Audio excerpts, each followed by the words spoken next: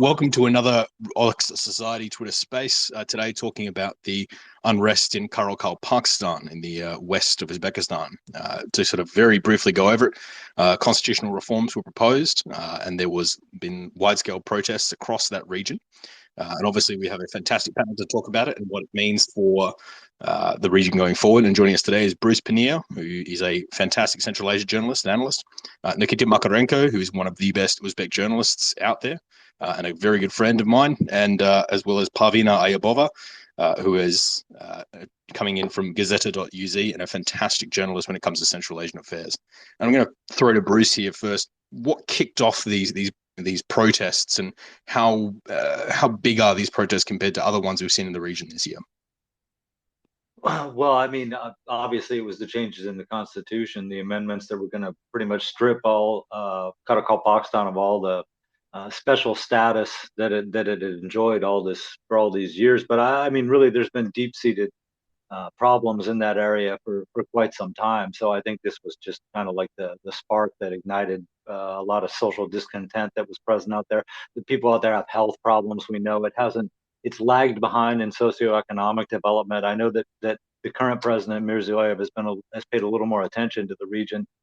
Certainly than his predecessor, but it's still, one of the probably the most poverty-stricken area in the region. So I think a lot of people just viewed these changes to the constitution as the final humiliation, indignation that they weren't willing to put up with at that point. That they realized that this was going to strip them of any special potential rights rights that they could have, and it was another sign of certainly that Karakalpak minority being somewhat of second-class citizens in Uzbekistan.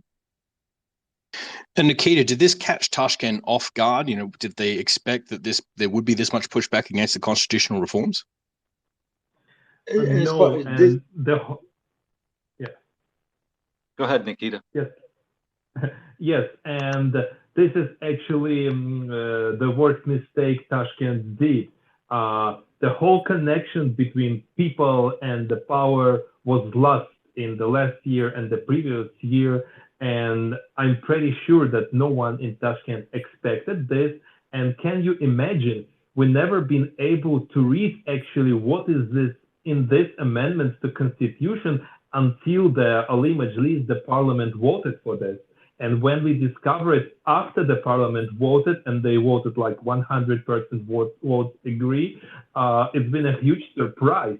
And obviously, from the first day when amendments about Karakalpakstan were published, the media bloggers tried to warn that people in Karakalpakstan are unhappy, but nobody listened for a few days, and even a few articles in different media, they've been deleted because they had to delete it by a telephone call or stories. But those stories try to warn Tashkent that this is wrong, this is not right. So, Parvina, I think for a lot of people who may not be following Uzbekistan politics as closely as others, how different is the living conditions in Karakalpakstan compared to, let's say, someone living in Tashkent or Fergana? Actually, I think Karakalpakstan is considered as one of the poorest regions in Uzbekistan. And I'm pretty sure that Tashkent was always aware of Karakalpak discontent and separatist inclinations, but however, it felt strong enough to move ahead with this change because, the Uzbek government put significant efforts into development of this region lately, especially the regional centers known for its high poverty levels, such as Muinak, for example. And I think Tashkent thought that these efforts would be enough to carry out these constitutional changes, and they definitely didn't expect such a strong reaction from Karakalpak people. And yes, so maybe because this socioeconomic, inequality also had its impact on the protests. So, Bruce, why would Mirziyoyev move to change the constitution now? Is this effectively trying to copy what Kazakhstan's done recently? Is he trying to shore up something? Why put this amount of changes right through now? Well, I mean, of course, I think the the only change he was really interested in is the one that leaves and keeps him in office. But there was probably someone on this, commission that was drawing up all these amendments that thought maybe this was a good time to get rid of this special status that Karakalpakstan had. I mean, look, if you're living in the rest of Uzbekistan and you see there's one region that technically has the right to hold a referendum and secede from Uzbekistan, it could give you ideas. I don't know. So I think that they wanted to just put everything on the same level as far as administrative affairs in Uzbekistan, and dispense with that special status, the autonomous region in the area, and just deal with Karakalpakstan as the next wilayat along with the other ones in the country. So, Nikita, over the last month or so, we've seen a lot of cost of living rises in Uzbekistan, particularly with the price of bread going up by 75% overnight. Are these protests more about Karakalpak nationalism, or are they more a reaction to Tashkent and a distaste for what's going on at the moment? I have my opinion. Maybe it's right, maybe it's not, but it's my opinion. For me, the region of Karakalpakstan is very important. Karakalpak, and I spend a lot of time there. And actually, the whole last year, I've been working on a new initiative to help the region. It's called the Aral Dream. So I pretty understand the situation. And yes, you're right, prices are rising. And Tashkent, for example, is a super expensive city, and it's really hard to allow you to live here in terms of salary and prices. But I'm pretty sure that what happened in Karakalpakstan is an irrational thing. People being offended, and people being offended really hard. Because I never feel among people in Karakalpakstan any sense of nationalism. Those nationalists or separatists, they always been marginal. It's never been on the table in the country. So what's happened in Karakalpakstan, people have been really offended by what's happened. And they've been really offended that nobody consulted with them. Nobody asked their opinion. And the same for us who live in the mainland of Uzbekistan. Nobody asked our opinion too. As I said, we've seen amendments only after the parliament voted for this. So I think this irrational reason was the main spark that provoked the unrest. Can I add something? Fire away. Yeah, I think that the protests were socioeconomic in nature, but then this frustration took a political form because unilateral move to this constitutional reform helped transform these economic grievances into independence calls. And anyway, I think the sentiments about ethnic self-determination could be quite strong in Central Asia. Obviously, Bruce, the Karakalpaks are the only ones who do have this built into the constitution. But do you think if this protest were to go a different way, that you might see people in maybe the Fergana Valley also pushing for a bigger level of autonomy, or frankly, this is a very much just a Karakalpak issue? If it had been clearer that it was based on social issues or socioeconomic issues or something, then it would have maybe had a chance to spread a little bit. But this is a unique region. I mean, we've seen it's kind of the same in what happened in Gorno-Badakhshan in Tajikistan, in May and early June too, where it's a specific group living in a what's considered like a backward area or remote area or something, and so they have their own specific problems out there. So there wasn't really that I saw anyway much of a basis for this spreading based on the grievances that they were airing, and really if you look at what they were saying in Karakalpakstan, it wasn't so much the unfair government or the unfair generally unfair conditions that all people in this country have to live in. It was specifically problems that related to Karakalpakstan. So I never saw this as being something that would be an issue that would spark a much bigger protest. There just wasn't enough commonality with the rest of the country. So, Nikita, obviously we've had quite a few people die in this protest and a lot more injured. Can you take us through how that happened and why this didn't escalate further, or why it did escalate to the point it did? That's a very complicated question, and I'm afraid I can't really answer because I wasn't witness of what happened. I actually arrived to Tashkent from European Union just yesterday, So far, for me, this is a big question so far, and I don't have answer from anyone, from journalists on the ground, from people in charge. Were real bullets used or only rubber and those noise grenades? I still can find an answer to that question. What was actually the reason of people injured and dying? So far, it seems that most of them been injured by noise light grenades so far, but use of real bullets is still a question, and I really hope that the investigation will give us some light on that. Parvina, obviously the government has put a state of emergency in that they say will last a month. Why have the government moved this state of emergency? And if the protests seem to have calmed down like they have at the moment as we speak, why make this state of emergency last for the full month? Well, I think that the main reason is actually to establish full control by the government over the situation, preventing it from the further escalation into possible ethnic conflict, and maybe to root out any possible grassroots activities that could lead to another unrest. So, Bruce, obviously Mirziyoyev, cracked down quite quickly here and moved in very quickly. Was there any risk of him turning towards the CSTO like the Kazakhs did in January, or this getting even longer and going on for a long time, like we currently see in Gorno-Badakhshan, or is this effectively the protests have died down and will likely calm down over the next few weeks? Well, I think it's already, the situation has calmed down. I don't think it was ever going to develop into something that would have required. Well, for one, Mirziyoyev couldn't call in the CSTO, right? They're not Uzbekistan's not a member, so he really couldn't have done that. I suppose he could have leaned back on a bilateral security agreement or something, but even then, it's kind of a sparsely inhabited area.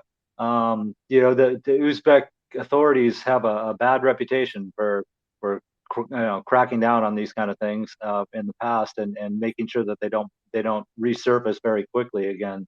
So I'm sure they were confident that they could restore order very quickly and maintain order for a while. You mentioned, of course, they have a curfew and martial law basically in effect for a month, so that prevents people from going out on the street or and having another protest. But again, I don't think that the government was probably ever worried that it was going to be something develop into such a situation where they were actually going to have to call for outside help. Again, they've shown in the past that they're able to deal with these kind of things fairly ruthlessly, and I know that was a different president, but certainly there is a history. Are we likely to see more priorities, more work, more concessions given to the Karakalpakstan by Tashkent now that they know that there is a bit of a tinderbox out there in the West? Well, I suppose immediately, yeah. That's generally the way they try to fix these things anyway, is to give them something to calm everybody down. What happens long term, I think, will be far more interesting. But short term, they will do something to make them feel better. They already have to some extent by scrapping all the amendments they were going to have for Karakalpakstan. But more will come, but it probably won't last for a long time. Nikita, how does this response here from Mirziyoyev compare to, let's say, response to protests from Karimov? Has it been much harsher, much less harsh? Is this a good sign? How do you think Mirziyoyev handled this crisis? Well, comparing to Karimov, I openly said in Twitter that I welcome Mirziyoyev's step to take off those amendments about Karakalpakstan from the table. So we're not talking about them anymore. This is a very good thing. I believe Karimov would never do a step back, would never do anything to which can be seen as some kind of weakness. So I think this is a good first step for a dialogue with Karakalpak people. What I think is really important right now for everyone in Tashkent is to start to talk with Karakalpaks, a real talk, not a fake one, because I see that we have to make through a very long road back to friendship. We've been friends actually, but right now the friendship is ruined, and we have to work hard to restore trust again. So, Parvina, how is this being reported in the Uzbek press? Are they shocked by it? How is there much reporting in Tashkent? You know, how is things on the other side of the country at the moment?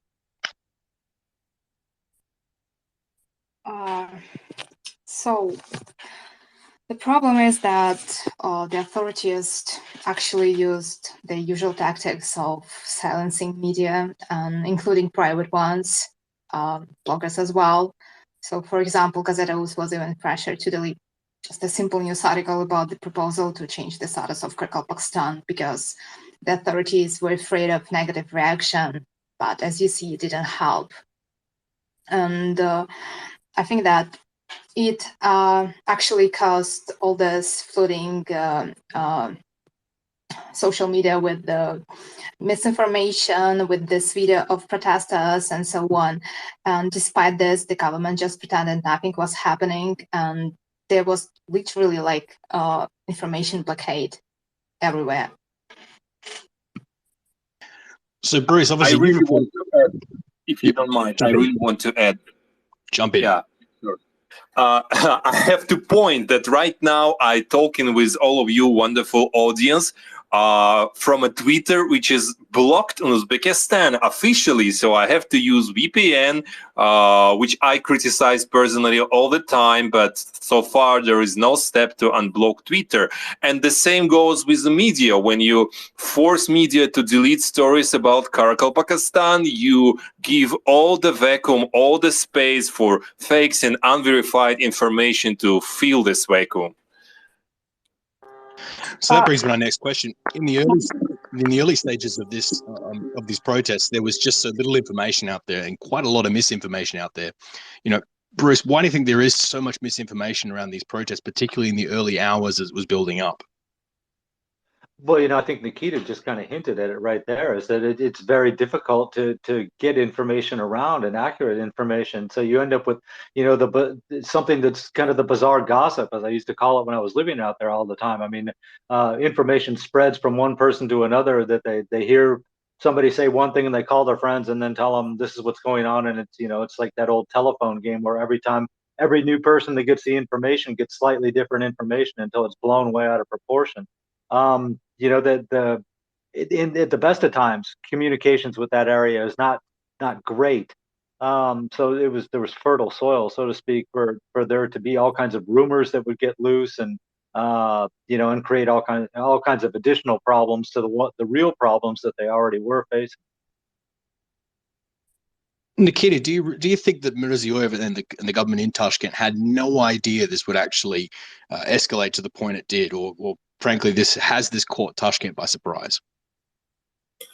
As I see, nobody put real attention because 3 days before the tragedy, everybody, bloggers, media, and people from Karakalpakstan, actually intelligent people, popular media personalities, they tried to bring attention, but as far as I see, nobody listened. There was a chance to prevent this tragedy. I'm pretty sure there was a chance, but the whole problem, just a few minutes ago, I wrote this in my blog. The whole problem is that connection between power and people in Uzbekistan is broken. So no one listened to the people anymore, and all this analytical reports, official media reports, which goes up to the power, they're fake from the beginning. And when you try to make a policy of the whole country basing on these fakes, for sure mistakes will come. Parvina, how do you feel about the response that the government in Tashkent had to this? Do you think they were too harsh? Do you think they weren't harsh enough? What's your personal feelings on this? Could you repeat your question, Michael, please? No problem at all. So, do you think that the government in Tashkent responded to these protests appropriately? Do you think they were too harsh? They weren't harsh enough? What could they have done differently to stop it, get to the point where we had quite a few lives lost? Well, it's really hard to say because there is no independent verification of what really happened there. But I think it's pretty clear from the video that are on social media that security forces apparently used excessive force to disperse protests in Oxus, and I don't think it's right. So they could really prevent this situation just by talking to people, but instead they choose to ignore them, as Nikita said. So I have nothing to add to this.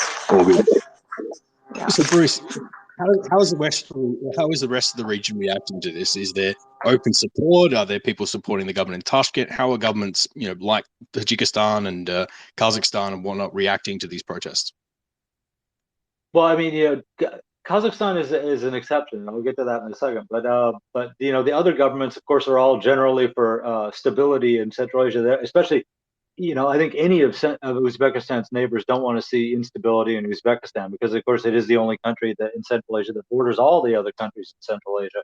And so if there was instability in Uzbekistan, you run the risk of it spreading to other countries very, very quickly. Russia obviously is behind Uzbekistan on this one. China, which will probably narrowly view this as some kind of separatist movement anyway, would naturally be inclined to be against it.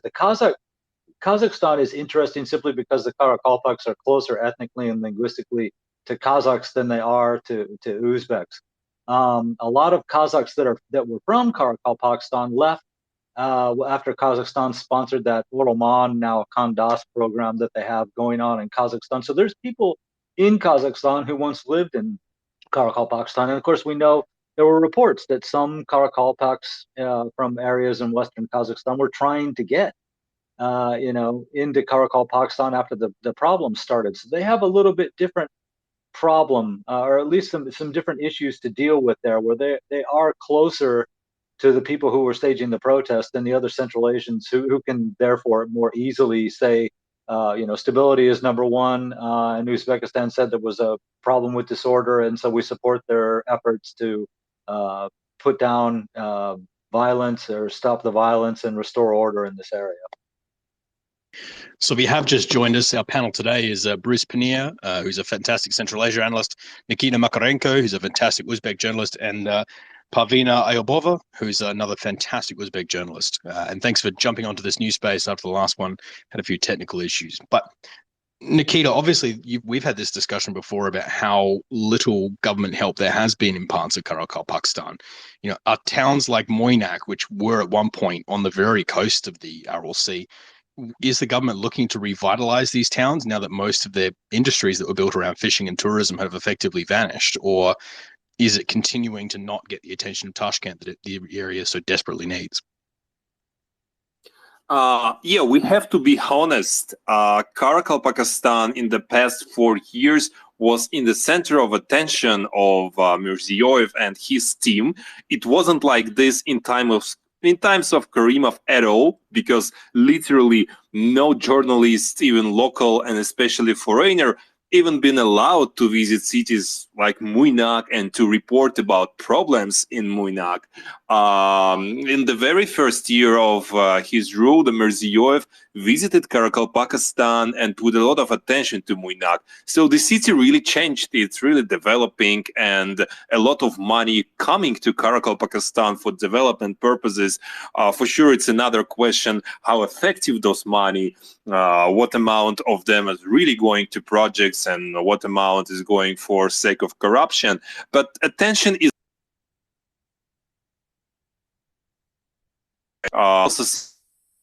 international donors and organizations are now allowed to work and to help those people. So the answer, yes, that center of attention is definitely there, and I really value this, and this is a smart thing.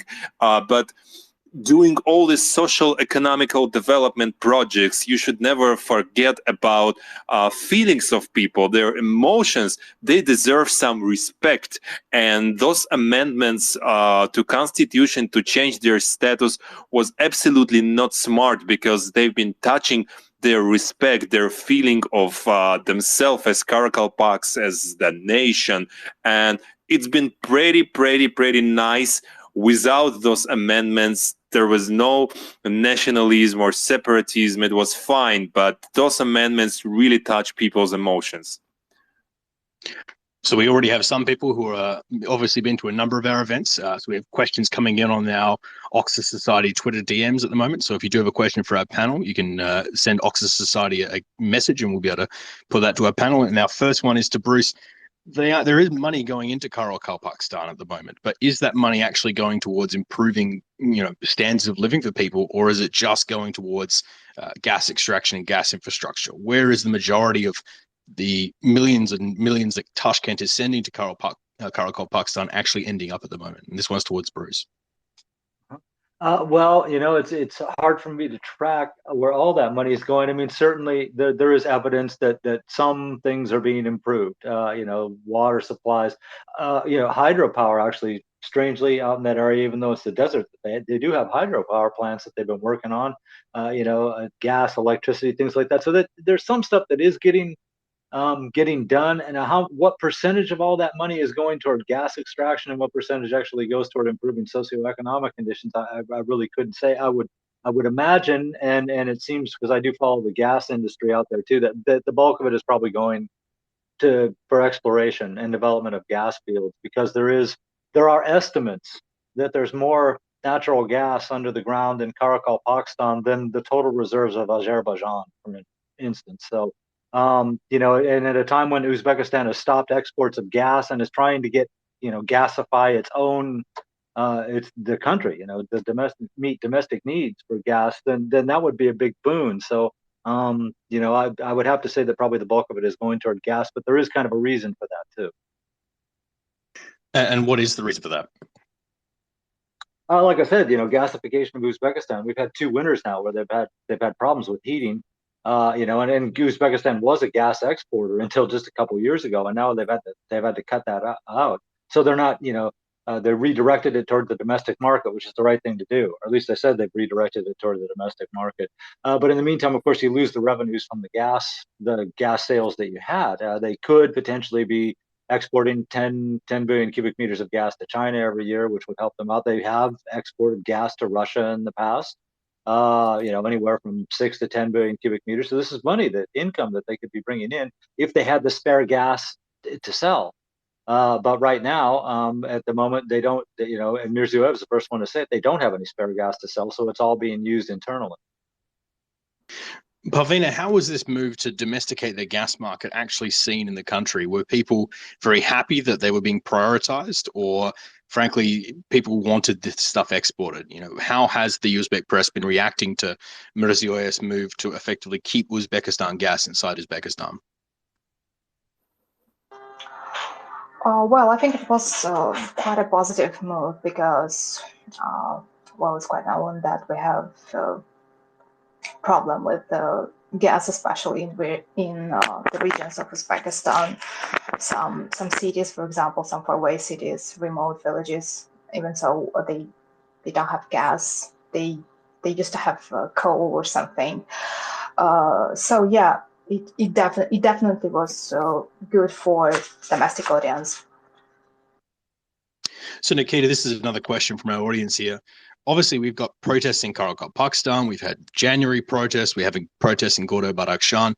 Is this an indication of a much wider regional problem, that there is unrest bubbling under the surface in all of these Central Asian countries?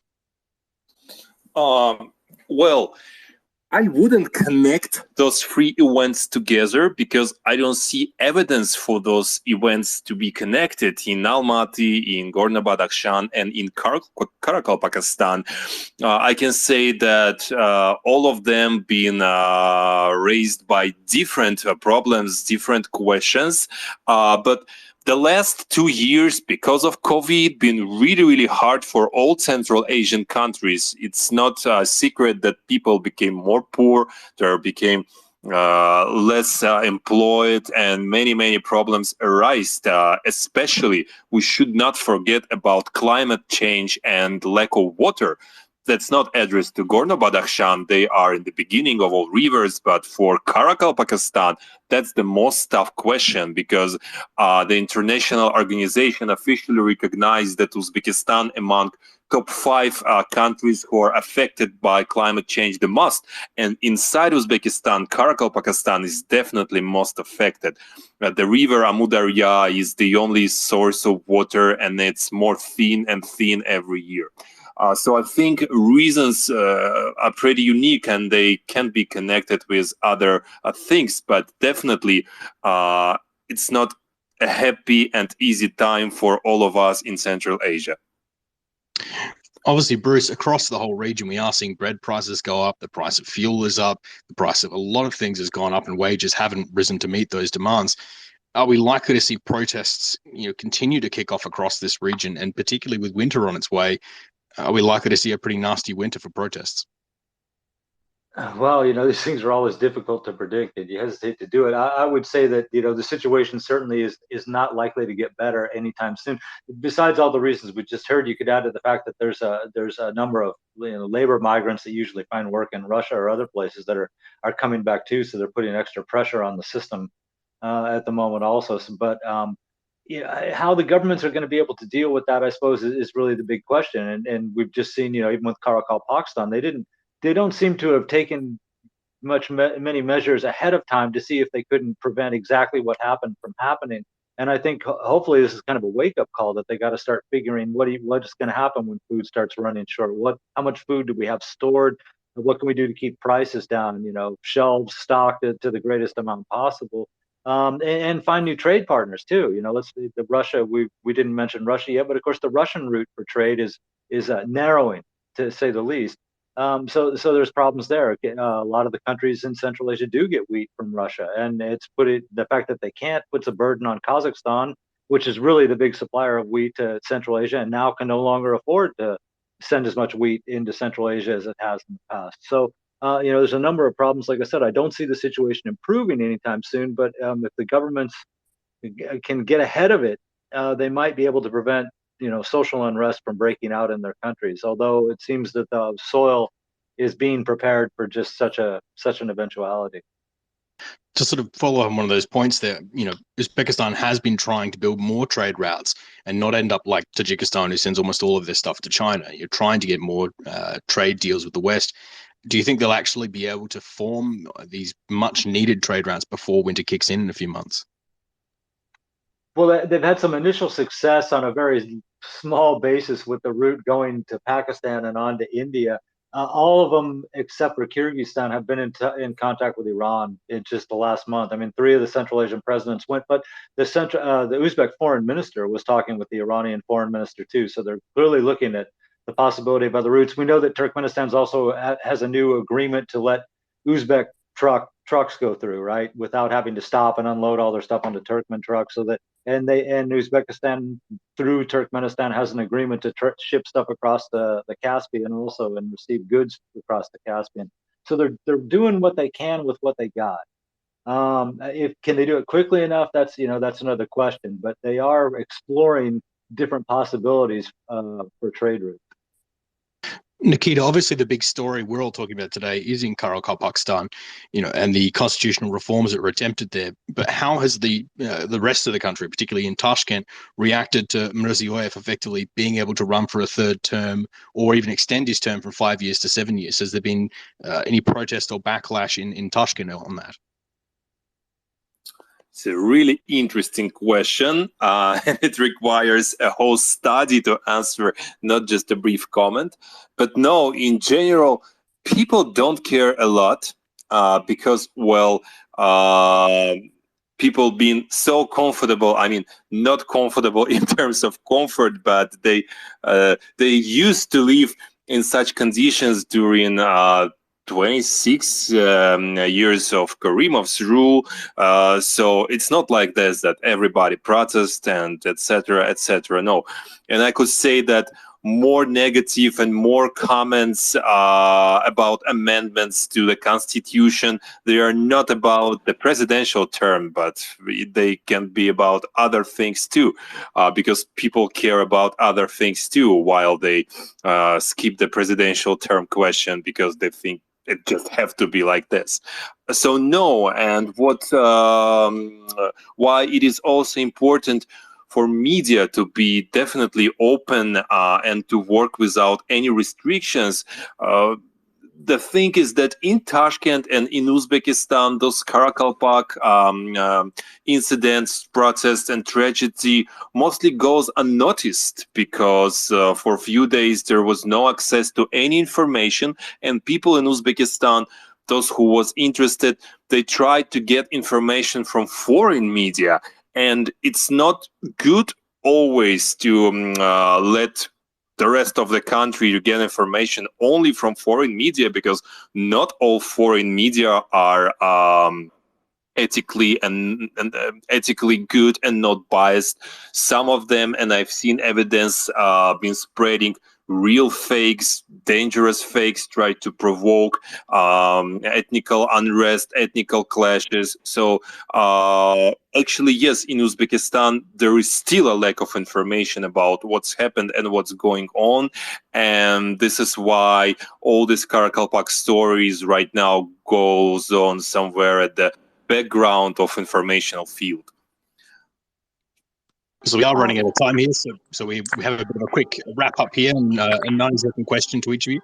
Effectively, Parvina, do you think this is the beginning of a longer-term independence push, or this is just a reaction to constitutional reforms, and we won't likely see protests in Karakalpakstan at this level for a long time going forward? Your 90-second answer.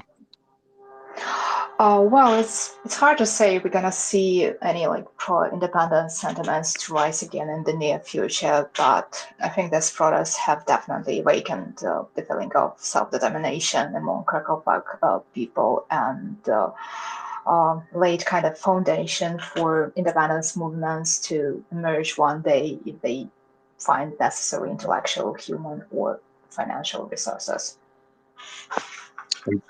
And Bruce, to finish us off, to last question for you was effectively, how is this going to change the calculations made by Tashkent? Do we think that they're going to be more cautious with some of these reforms after this, or this is a very short-term problem for them and they think they can get away with a bit more next time?